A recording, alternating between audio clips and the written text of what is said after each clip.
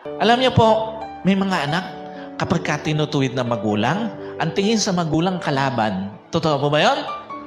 And at the same time, may mga anak, kapag ka tinutuwid ng magulang, ang tingin sa magulang, mali yung pagtutuwid.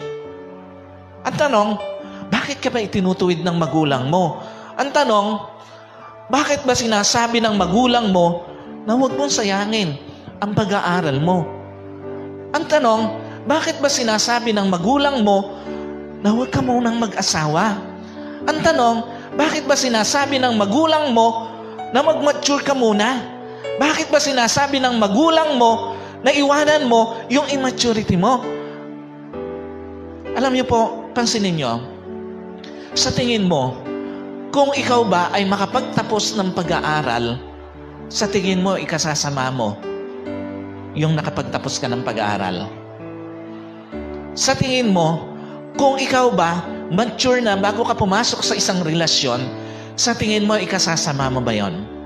At sa tingin mo, kung iwanan mo ba yung mga masasamang bisyo na sinasabi ng magulang mo na iwanan mo, sa tingin mo, ikasasama mo ba yon? Sa tingin mo,